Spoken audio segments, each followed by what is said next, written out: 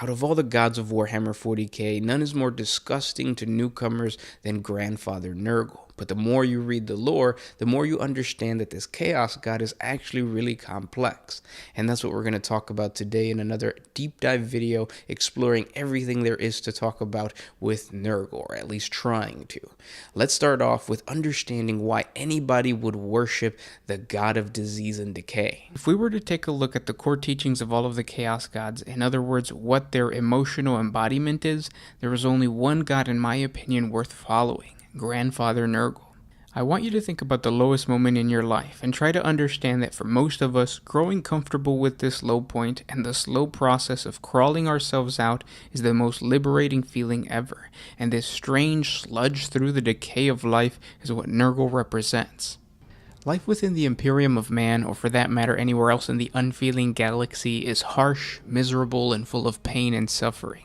Service to an uncaring god, or the eldritch and absent cosmic deities, is ultimately empty and devoid of any meaning. Men live and die, and for what? For others to stand in their graves and preach the same nonsense. Or is the reward in that? However, for those who accept the boundless gifts of the Father of Plagues, everlasting hope is the ultimate reward. Decay is unavoidable. Bolters rust, the shells they fire are spent, and the fingers that pull their triggers wear down with the passing of time. Over the course of their lives, mortals sustain injuries, become infected, sicken, and succumb to their wounds, or simply succumb to age. It is impossible to escape deterioration, and yet people try. And the struggle to forestall decay moves people to action. It motivates them for greatness, it gives them hope that better times lie ahead, and that endless possibilities are available in a universe that seemingly knows only certain and crushing doom. And it is the Plague Lord who embodies this. He brings light to darkness. It is Nurgle that gives weak mortals the strength to resist the lies of the galaxy. It is the embracing Grandfather Nurgle who encourages his followers to defy the doom of mortal corruption and instead use it as a source of strength and inspiration. In the market squares of backward planets and in the dome-filled cathedrals of the chapters of the Adeptus Ministorum, preachers spew their lies upon the unsuspecting and dim-witted flock. They warn against the corruption of the soul and the filth of the spirit. They tell their listeners that to turn from their faith is to join the ranks of the lost and the damned. And yet salvation and deliverance is given to the followers of Nurgle. Nurgle's gifts are oddly harmonious, even caring. And to receive the blessings of Nurgle, all one has to do is want to live and be willing to do whatever it takes to cling to life. All else follows naturally from there. And all that is required to feel the caring touch of Nurgle is to see life for what it is and want to make the most of it. And his gifts, regardless of what form they take, open eyes even as they liquefy them. It simultaneously atrophies the leg muscles of its recipients and then gives them the strength to march towards a greater purpose. It is Nurgle's great ambition to speed this universe towards its end by eroding the foundations of reality, much as a disease can erode the spirit and bodies of those infected. Through his careful and ceaseless experimentations begun within his wondrous garden and then unleashed throughout the galaxy, the pillars that support the framework of existence are slowly but surely weakening. There will come a time when they collapse entirely and the universe will begin a massive transformation. The old ways will be swept aside like a troublesome fly. All that was will cease to be, and from the rotten ruins a new and glorious reality will emerge, one ruled over by Nurgle and his beloved and everlasting children. Those who walk with Nurgle and aid him in bringing about the great corruption, as Nurgle calls it, do so with joy in their heart. They know that Nurgle's victory is assured, and that when all things come to an end, life will begin anew. They will have helped make it so, and they will have a spot in his great kingdom. Now that we have an understanding of why somebody would want to worship the Chaos God of Disease and Decay, let's talk about one of his greatest warriors, the epitome of the power of Nurgle, the Nurgle Champion. Those warriors who dedicate themselves to Grandfather Nurgle and somehow are able to attract the attention of the Lord of Disease and Decay are some of the galaxy's toughest and most filthiest beings in existence. And to describe a worshipper of Nurgle as the filthiest, it truly means grotesque to the point of revulsion.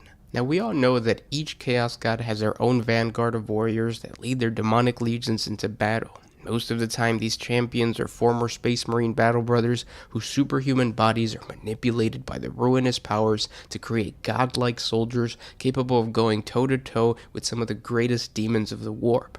The champions of Nurgle, however, take their potency to a whole new level, as their god turns them into the embodiment of disease and decay. Little more than moving sacks of rotting flesh and bacteria, these great warriors are immune to the damage that would normally kill a space marine. They proudly serve the Plague Lord Nurgle and ensure that every planet they invade feels the terror of inescapable plague and then the blessings and the embrace of Grandfather Nurgle. Relatively few of those who receive Nurgle's glorious blessings distinguish themselves as much more than a tiny but welcome maggot, doing their part to eat away at the rotting corpse that is the decaying universe. Those who do manage to stand out from the smelly and disgusting lot of Nurgle worshippers will most always receive the most mutations. These 6 souls will exemplify the ruling principles of Nurgle's philosophy, and thus emulate his grand and corrupted form at a level that leaves no doubt as to which of the ruinous powers has claimed their souls. These are the Plague Father's mortal champions, and it is through their foul deeds that many of the greatest accomplishments of Nurgle's plan are achieved. Every hive planet struck with a pandemic-level pathogen that murders the vast majority of the population, or every agri-world polluted with crop-killing plagues, is orchestrated by one of Nurgle's great champions. So often these champions take on an appearance not unlike that of their dark patron. This is not unusual for minions of the Plague Father. Great Unclean Ones, for example, the greatest of Nurgle's champions, are said to be small, though massive in their own right versions of Nurgle himself. And in turn, their excreted offspring, the Nurglings, look like miniature replicas of the Great Unclean Ones that gave them life. Likewise, mortal champions become bloated, stinking, leaking collections of rotten flesh, exposed entrails, necrotic sores, and all manner of foulness. They are surrounded by clouds of flies and followed by Nurglings that splash about in the slime trails that spread out behind them to mark their passing. Entire polluted ecosystems encompass the champions of Nurgle. Wherever they step foot, viruses and bacteria will flourish. Unlike the minions of the other Chaos Gods, champions of Nurgle do not hesitate to pursue enemies into the most dank, disgusting, and polluted places. There is no cesspool or sewer noxious enough to deter Nurgle's followers. Not even quarantine plague zones are off-limit to these grotesque monsters. This terrifying reality makes the champions of Nurgle some of the most resilient warriors of the entire galaxy. Marching into battle and conquering planets that most other Chaos factions would consider lost or unattainable. Once a champion of Nurgle has a scent for his foe, no amount of stink can throw him off. This determination that is part of Nurgle's lessons serves this champion well, as they do whatever needs to be done to serve their lord. Champions of Nurgle will swim through pools of flesh-melting acid, fly through clouds of lung-collapsing fumes, march over the rotting corpses of their fallen brethren, all to make sure that their Plague Lord's blessings can be shared. Lesser worshippers of Nurgle who follow these champions into the battlefield are unfazed by the grotesque conditions of these great warriors. As a matter of fact, other devoted followers draw inspiration from the morbid beauty of their rotting forms, the sickly sweet odor of their rancid flesh, and the corruptive acts they commit in the name of Grandfather Nurgle. The Plague Lord's champions all end up mimicking his appearance in some way or another. Curiously enough, some of these champions were drawn to the worship of Nurgle because they started out life bearing some passing resemblance to him. The simple fact that a child was born with some abnormality, like an exposed organ or even whooping cough, is enough to draw the kind attention of the Great Unclean One. However, Nurgle is more than form. He is also a philosophy. Most mortal champions and many lesser followers end up thinking like he does, though in a limited fashion due to the constraints of mortal minds. But it is the demonic champions that know their father's thoughts the best. These demon champions of Nurgle are the nearest to their god than any mortal, and more closely involved to his plans than any other demonic servant. But the beauty of the society that Nurgle cultivates is that there's little place for jealousy or scheming in the gardens of Nurgle or any of his domains. And his champions know this. Though they wish for nothing more than to be one with the Plague Father, they also know that they will never be as close to him as the Great Unclean Ones, the greater demons of Nurgle. And as they do with so much else as a result of Nurgle's teachings, they accept their lot. This relationship to their god differs from that of the other champions. The other ruinous powers take particular pleasure in deceiving mortals, damning them by tricking them with lies and promises they will never have to keep. They see these demonic followers, even the champions, as never having a choice but to do as they are commanded. They view these champions more as slaves to darkness than co-conspirators with it. In their eyes, this makes mortal servants somehow more interesting than the demonic. However, Nurgle knows most of his mortal followers turn to him as a last act of desperation, but his demonic minions, most especially the Great Unclean Ones and the Champions, have a genuine affection for Grandfather Nurgle and serve him out of love. And Nurgle delights in reciprocating, reminding him as it does of some kind of cycle, and therefore takes great interest and pride in the efforts of demonic champions. The desires of Nurgle and his champions are one. Each knows that the great corruption is a higher purpose that must be served, and they do so with great resolve and satisfaction.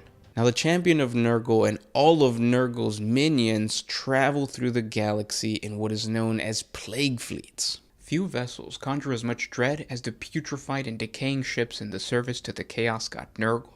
Known as plague fleets, these massive spacefaring vessels are unlike any other ship in the galaxy. Twisted and corrupted by the powers of the warp, they are rotting away just as much as the carcasses of Grandfather Nurgle's followers. Liquefied rust running like blood across their hulls, cankered and broken power supplies, plasma coils and radiation conduits seeping their plasma like pus. Strange tentacle-like appendages sprouting out into space like living beasts.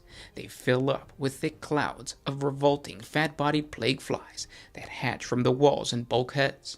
When the ship lands upon an enemy world, or their crew boards their victim's spacecraft, these seething fly storms come with them, spreading infection wherever they go. Such oddities and decay defines the vessels whose crews serve the Plague Lord. These vessels come from all over the galaxy. Any void-traveling race unlucky enough to succumb to the temptations of Nurgle are welcome in with joyous praise as new chariots of disease and pestilence. There are, however, two very common ships encountered by the Imperium of Man, one being the fallen ships belonging to the Death Guard Traitor Legion, the other the Imperial starships whose crew willingly turn to the worship of the Lord of Pestilence. The most dangerous of the two are the vessels belonging to the Traitor Space Marines, and while many successor chapters in the current millennium can be tricked into the service of Nurgle, the majority of these vessels come from the bygone era of the Horus Heresy in the early 31st millennium. When the Primarch Mortarion made the decision to turn against his father, the Emperor of Mankind, the expeditionary ships of the Legion were the first to get corrupted, thus becoming the first plague ships, or poison ships as they sometimes were called.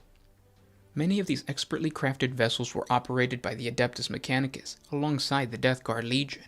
Most were either frigates or second-line cruisers in classification. They were outfitted to operate alone on deep-range independent missions and retrofitted to bear the deadliest cargoes, toxic, pathogenic, and viral weaponry.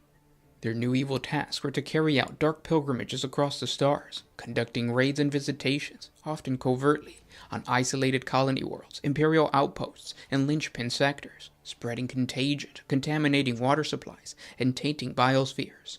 Although these attacks were on many worlds to slay millions, not simply by plague and poison, but by civil unrest, famine, and anarchy that would often follow in their wake, their main purpose was not wholesale annihilation. Instead, it was to create panic, to spread fear, to wound and weaken the Imperium ahead of a traitorous advance rather than outright destroy, for a wounded world demanded costly aid and assistance from its allies, whereas the dead world required nothing. For this reason, Exterminatus-class weaponry was rarely employed by the poison ships, but more insidious and subtle agents were instead used, many of them bred and manufactured by the Magos biologists in the War Master's faction, or within the bioweapon vaults and the laboratoria of the dreaded Death Guard world killer, the Mia Donamori, which had been darkly infamous for its stockpiles of such weaponry long before the outbreak of the war. Once the nature and tactic of these poison ships became widely known by the Loyalists, they unsurprisingly became a priority target for destruction, and were hunted down wherever they were encountered. The desire to purge the threat of the poison ships was so great that specific hunter-killer missions were launched against them by several separate Loyalist factions and legions during the Great Scouring, and Terra itself placed a high bounty on the destruction of such vessels, drawing the attention of rogue traders and even unaligned renegades and corsair forces to the task. Not all plague ships were destroyed. Many successfully fled into the Eye of Terror and furthered their descent into corruption as the God of Decay spread his gifts to these stolen Imperial battleships. It became the duty of the Sixth Plague Company of the Death Guard Traitor Legion to master and garrison all of the voidcraft that evaded the destruction during the Great Scouring. Known as the Ferrymen, these Plague Marines worked with the Dark Mechanicus to organize the Legion's rotting armadas of vital resources for the now demon Primarch Mortarion. To this day, the Death Guard and many war bands in the service of the God of Decay plow through the immaterium like wind-blown contagions, emerging into real space wherever Nurgle wills, spreading Nurgle's blessings to the wider galaxy. And then there are those plague fleets that are made up of the unlucky ship crew that fell to the temptations of chaos, whether they be colonized ships stranded in the void or corrupted navy captains who handed over the souls of their crewmen. These ships are now in the service of Nurgle, and their mission is to spread the joy of never-ending decay. Sometimes the Lord of Pestilence doesn't always have to try very hard to add a new ship to its fleet. Imperial ships are crammed, claustrophobic places at best of times, and the air which feeds their living crew is a commodity that must be endlessly recycled and filtered back into the vessel. Such lifeless air like this often becomes stale, and the stench of sweat and grime hangs heavy in the air, like a games workshop with a bunch of wargamers. Under their mask of filth, Nurgle and his dedicated followers find little difficulty in spreading his diseases through the vessel. Such plagues aboard ships are not uncommon, and Nurgle laughs gleefully at such works. A ship's entire crew may weaken beneath this malady, and in such desperation they will turn to Nurgle for protection. And so a new plague ship is born. Its crew spared the sorrow of death, but instead gifted an eternity beset by the same plague which first laid them low. But decay doesn't merely affect the living. Nurgle beams all the more proudly to see the creations of mortals broken down by decay. The most virulent of these ills do not only strike at the flesh, but also bring with them a noxious, stinging acidic feel to the air, which can sicken even the metal of the warship. Now that we have an understanding of the forces of the Chaos God Nurgle, let's take a look at his domain within the warp. Like a normal garden, the domain of Nurgle is home to a bewildering array of flora and fauna, all interconnected and supporting the whole. Beds of bright blue shovel petal plants dig themselves up and leave the dirt in which they grew so that plague bearers can plant new skull seeds in their rich loam. As the skull seeds grow and blossom, they attract bounding, stomping, over-exuberant beasts of Nurgle that mistake their fruits for the heads of new playthings. This scatters their matter violently into the air, where it comes to rest on the wings of the ubiquitous rotflies. Slowed by the sticky pulp of the splattered plants, these insects become easy prey for other flying creatures that ingest them as they soar through the rot-choked air. Unbeknownst to the predators, blotflies are carriers of many of Nurgle's experimental diseases and other creations. With their innards thus infected, these predators sicken, vomiting the contents of their guts all across the garden as they fly about, and eventually explode in showers of life-giving flesh and blood. This bounty of mutated and mutilated tissue falls into new areas of the garden beneath, decaying into compost and starting the cycle of life and death anew. Though the Garden of Nurgle does share certain commonalities with the gardens and jungles on planets in real space, it's still not a worldly garden in any sane sense. A visitor in this bizarre and perilous realm doesn't walk from place to place. They experience what needs to be experienced. Even the demons that tend to the garden are not really what might be thought of as a workforce that arrives at a place, does a job, and leaves. These demons are a part of the experience of the Garden of Nurgle itself. This is especially troublesome for the plague bearers, whose metamorphosized minds were once mortals and still strive to impose some type of reality in this unreal existence. Still, even the plague bearers accept their place in the garden and spend their eternity enjoying all it has to offer. Just another example how the Plague Father affords all his children the many ways to explore and appreciate his realm, and even to become part of it. Though he is a god of chaos, he also has a need to create order, to monitor his creations, and to control his experiments. A visitor to Nurgle's realm would find a dizzying amount of diversity of experiences. Here they might find a tree made out of nothing but the flesh of Eldari, constantly oozing the tears of a dying race. There they might find fields where tongues sprout out from the earth, each one blistered by a new influence of a different infection. There is no telling what wonders await around each bend in the path that stretches and winds throughout the gardens of Nurgle, but any who encounter them will surely have their sanities tested and questioned. While the mortal realm is laid waste by blight and pestilence, the lands of Nurgle and the realm of chaos thrive on disease and corruption. Tended by the Lord of Decay, this unwholesome realm is home to every pox and affliction imaginable, and its foe tide with a stench of rot.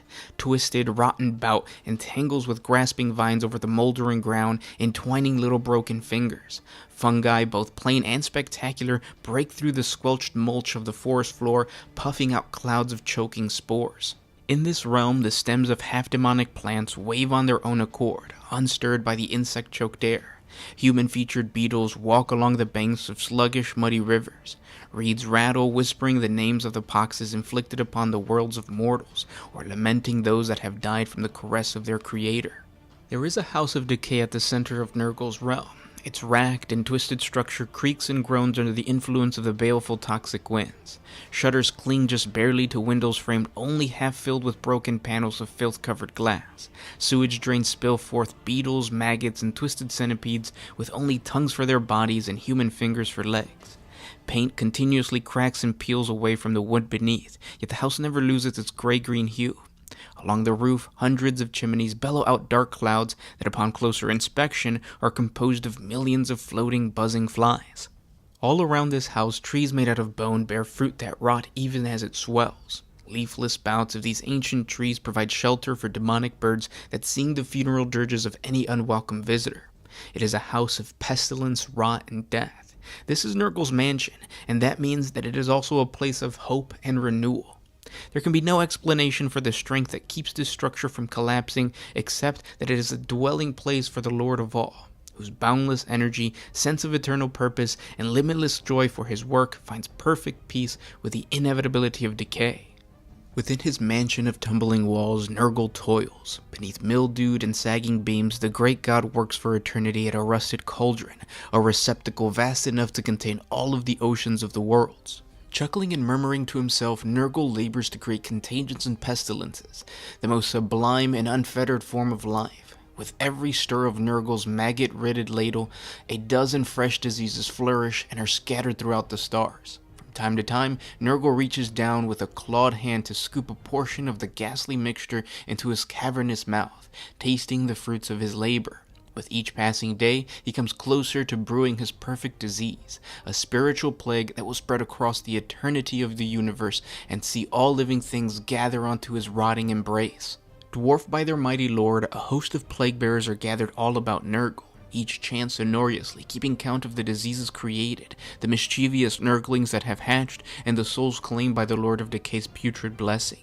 His hum drowns out the creaking of the rotten floor and the scraping of the ladle on the cauldron, so eternal in his monotony that to hear it is to invite madness. When not at his cauldron, Nurgle himself often sits in a massive chair just outside of the mansion's front door. From there, he entreats visitors both summoned and unexpected to approach, share tales and questionable libations, and explore the countless rooms within. Inside the vast structure, a guest could easily become lost. Rotten floorboards send many to their doom of a slow consumption by the carrion feeders that dwell in the lower levels. Grand staircases decorated with moth-eaten rugs beckon to a wandering soul, leading them to chambers where demons are glad to receive new, fresh flesh. Should the guests bypass these rooms and continue upward, they might find their way to the attic, where Nurgle keeps samples of his works of decay, cataloged and counted over and over again by attendant plague-bearers. In this attic are jars containing the viscera of plague victims from across time and space. Souls are trapped within apparently simple glass containers, left to slowly dim and fade as the maladies of the spirit waste them to the bone. If the visitor walks past the stairs and pushes deeper into the mansion, they might stumble upon the kitchen and the larders of the Plague Lord's home. Every foul ingredient, every pestilent component imaginable rest on the shelves here, neatly labeled and ready to be combined in the great cauldron. A wise guest will move on quickly from here, knowing that to linger is to become flavoring for the noxious stew, for this cauldron is among Nurgle's prized possession and he likes to keep it full. Nurgle is a creative being and he will take inspiration for experimentations where he finds it. Seldom can he resist the temptation to add nearby visitors to his virulent concoctions. This also goes to show how Nurgle is unlike any of the other ruinous powers, including how he views his domain within the realm of chaos. Khorne, for instance, rarely leaves his throne, barking orders to his generals from atop his mountain of skulls. Slaanesh watches the happenings of his kingdom from within his palace of pleasure, or wanders the universe seeking to tempt mortals into giving up their souls to satisfy his hunger. Tzeentch seems not to care much at all of the state of his warped and fractured land, spending his time plotting and interfering with affairs in realms beyond his own. Nurgle, on the other hand, cherishes the beauty and the surprise of his garden. He routinely takes strolls down its twisted paths, speaking with his demons and stopping to observe one of the many diseases take its toll on a wounded captive. Nurgle is in touch with his land and its many regions. In his wandering outside of the mansion, he passes by some of his favorite places, many of which have existed since Nurgle first thought of them and are likely to be the models for the reborn universe that is to come. A moment's journey from the mansion are the deathbeds, a place he visits more often than perhaps any other. It is a place that serves two purposes. Not only are wayward travelers and defeated invaders trapped here, stored in the deep pits and sucking muck of this place, awaiting some future foul use or their eventual demise, but it is here that Nurgle can indulge in one of his greatest forms of entertainment. The Plague Lord loves to hear the stories of the realms beyond his own. They inspire him to create new pestilences that are well suited to other lands, and in the deathbeds he has countless potential storytellers. Sometimes he offers these unfortunates the chance to improve their position by spitting the worms from their mouths and sharing the tales of their worlds with him. Those who amuse him sufficiently are plucked from the muck and removed to the mansion. There they have the great honor of becoming vessels to Nurgle's newest plagues. Once they have been properly infected, Grandfather Nurgle smiles, gives them one last tender, gut-churning embrace, and sends them back into the lands that the stories described. After visiting the deathbeds, Nurgle often makes the Poxyards the next stop on his stroll. It is here that he tests the efficiency of his contagions of the flesh and the spirit. Each malady requires a different set of trials to gauge its ability to achieve the Plague Lord's desires. This means that the physical form of the Poxyards changes to suit the task. For the test of the spirit, this region of the garden may be filled with crystal clear lakes. A dehydrated test subject may see these lakes and believe salvation is at hand. Drink deeply of the cool water, and suddenly the water will turn to pus, tormenting the sick and weakening the soul. For a test of skin-eating diseases, the Poxyards may be filled with claw thruster brambles. Infected captives will be sent running into the demon plants, chased by beasts of Nurgle. If the captives scream as they pass through the razor-edged branches of the plant, then Nurgle knows that the poor wretches can still feel pain, and his affliction needs refinement. No matter the incarnation of the Poxyards, this corner of the garden always gives Nurgle new insights, and therefore he spends a great deal of time here. In addition to the mainstay regions of the land of the Plague Lord, there are many others that enjoy a less permanent existence, coming and going with the passing of one of Nurgle's many plagues. Some of these likely only exist in the nightmare visions and untrustworthy hallucinations of disease-ravaged minds. Still, the Garden of Nurgle is near infinite, and it is not so unbelievable that a recipient of one of Nurgle's great gifts might be blessed with the fleeting glimpse of one of the Plague Lord's realms. With their last dying breath, some mortals gasp and choke out words, saying that they can hear the faint bells tolling. Perhaps they refer to the blossoms that grow in the death bell lily fields. When a mortal dies as a result of one of Nurgle's many diseases, one of these pallid flowers opens up and emits a tiny chime to mark the success of Nurgle's handiwork. The hanging gardens of Thushbolg are a sight to be seen. This remote slice of Nurgle's realm was given over to the great unclean one Thushbolg, as acknowledgement of his use of the choking plague to wipe out the orc infestation on Horax, a planet that Nurgle coveted. To commemorate his victory and to demonstrate constant thanks to his lord for his reward, Thushbolg uses his own intestines to hang every single orc from the colony and the trees of his domain. There they dangle and rot, slowly dying but never quite finding release. In other places in the garden, plague-bearers toss organs from the bodies of disease victims into sorting pools, making it easier for them to count the numbers that have died from each ailment. Beasts of Nurgle frolic in the fields where planted spines yield crops of dementia-inducing foodstuff. Nurglings crackle with glee as they roll down hillsides that form spontaneously when great unclean ones vomit up regimens that they consumed thousands of years ago. The land of the Plague Lord is a wondrous place filled with vitality, mirth, and the experience beyond mortal comprehension. It is a playground for the minions of the Lord of Decay, a laboratory for his works, and a conforming home for a god that knows his realm is the shape of things to come. And that's just a brief deep dive into the lore of Grandfather Nurgle. I hope you guys enjoyed this video. Subscribe to the channel because I'm going to be talking about Nurgle and all of his minions in the following videos. It's going to be a lot of fun. If you enjoy this content, hit the like button, share with your friends on Facebook, Reddit, whatever social media you guys use. Comment down in the comment section below. Let me know if you want me to cover another Chaos God. And also, if you want to support the channel, hit us up with a super thanks or support us on Patreon. The link is in the description below. Thank you guys so much for listening, and we'll talk tomorrow. This is Gersh1 with One Mind Syndicate signing out.